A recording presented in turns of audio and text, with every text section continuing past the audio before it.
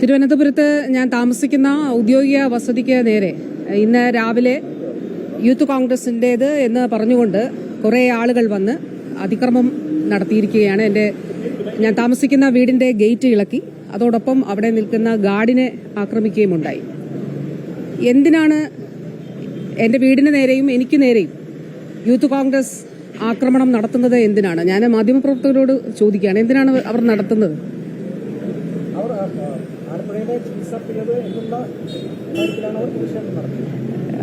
ആലപ്പുഴയിലെ ഇന്നലെ പുറത്തു വന്ന അല്ലെങ്കിൽ മിനിഞ്ഞാന്ന് പുറത്തു വന്ന സംഭവവുമായിട്ട് ബന്ധപ്പെട്ട് ഒരു ആരോഗ്യമന്ത്രി ചെയ്യേണ്ടതായിട്ടുള്ള കാര്യങ്ങൾ അത് ചെയ്തിട്ടുണ്ടല്ലോ. അപ്പോൾ മണിക്കൂറുകൾക്കകം നടപടിയെടുത്തു. അതോടൊപ്പം തന്നെ അതിൽ കൃത്യമായിട്ടുള്ള അന്വേഷണം നടത്തുന്നതിന് തീരുമാനിച്ചു. അതിൻ്റെ മറ്റ് നിയമ നടപടികളിലേക്ക് പോകുന്നതിന് വേണ്ടിയിട്ട് തീരുമാനിച്ചു. അതിൽ ഏത് ആരോഗ്യമന്ത്രിയാണെങ്കിലും ഒരു ആരോഗ്യമന്ത്രി അല്ല സർജറി നടത്തുന്നത്, ഒരു ആരോഗ്യമന്ത്രി അല്ല ഈ സർജിക്കൽ പ്രൊസീജിയേഴ്സ് പഠിപ്പിക്കുന്നത്. ഇനി ഇത് എന്ന് നടന്ന അതാണ് ഈ പറയുന്ന ചികിത്സാ പിഴവ് എന്നുണ്ടായതാണ്, എത്രയോ നാളുകൾക്ക് മുൻപുണ്ടായതാണ്. അതായത് വാസ്തവത്തിൽ ഒരു തെരഞ്ഞെടുപ്പിന്റെ പശ്ചാത്തലത്തിലാണ്. അന്ന് ഒരു പുതിയ സർക്കാർ ചുമതല ഏറ്റെടുത്തിട്ടില്ല. അതുപോലെ തന്നെയാണ് മറ്റൊരു കേസിലും. അതായത് അത് UDFന്റെ കാലത്താണോ, 2014 അത് 2017 എന്നതായിരുന്നു ഡോക്ടർമാരുടെ ആശങ്ക.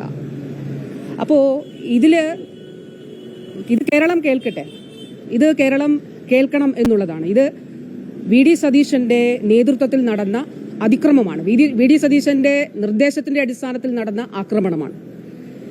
ഇതിൽ ചില മാധ്യമങ്ങൾക്കും ഇപ്പം ഇന്നലെ ഏഷ്യാനെറ്റ് ന്യൂസ് പോലെയുള്ള മാധ്യമങ്ങൾ വളരെ കൃത്യമായിട്ട് അതിലൊരു തെറ്റിദ്ധരിപ്പിക്കുന്ന നിലയിൽ ഈ പ്രചരണം നടത്തുകയുണ്ടായി. ഞാനിപ്പോൾ ഇന്നലെ എനിക്ക് അവരുടെ ഒരു കാർഡ് ആരോ അയച്ചു തന്നു, എൻ്റെ ഫോട്ടോ ഇട്ടിട്ട് സിസ്റ്റം കത്രികയിലോ എന്നുള്ളതാണ്.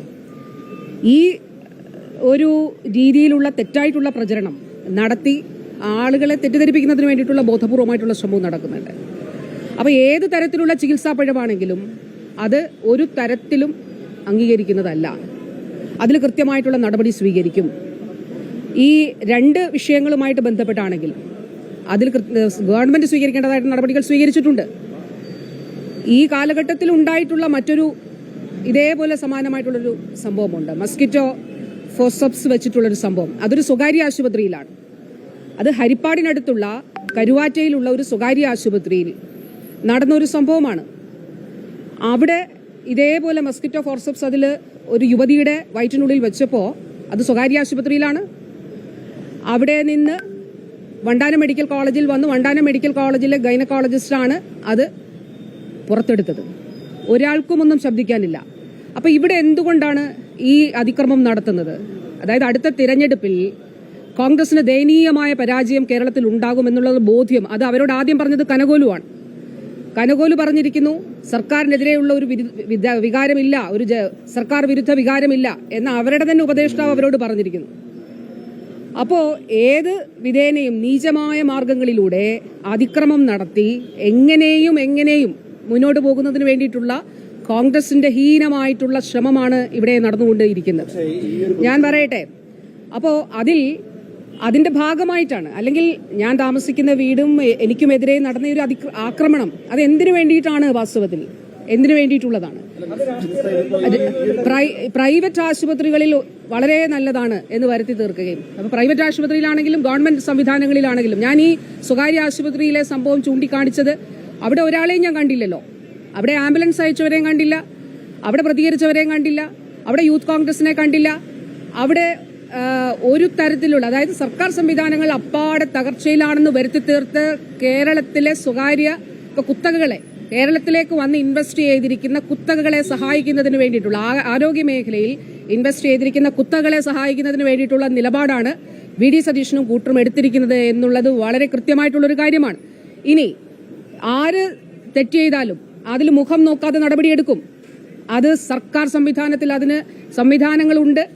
അത് കൃത്യമായിട്ട് തന്നെ ആ നടപടി സ്വീകരിക്കപ്പെടുകയും ചെയ്യും. ഇന്നലെ മണിക്കൂറുകൾക്കകം തന്നെ എന്റെ നടപടിയെടുത്തിരുന്നു.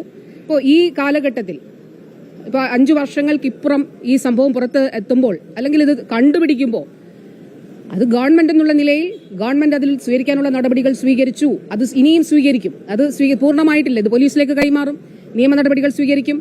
അതിൽ എന്തൊക്കെ സാധ്യമായിട്ടുണ്ടോ ആ സാധ്യമായിട്ടുള്ള നടപടികൾ മുഴുവൻ സ്വീകരിച്ചിരിക്കും. കാരണം സാധാരണക്കാരായിട്ടുള്ള ആളുകളാണ് സർക്കാർ ആശുപത്രികളെ ആശ്രയിക്കുന്നത്.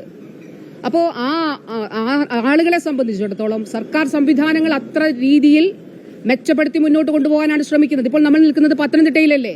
10 വർഷം മുൻപ് ഈ ജനറൽ ആശുപത്രിയിൽ ഒരു പനിക്ക് മരുന്ന് എഴുതിയാൽ, ഒന്ന് കടുത്ത പനിയായാൽ കോട്ടയം മെഡിക്കൽ കോളേജിലേക്ക് റെഫർ ചെയ്യുമായിരുന്നു.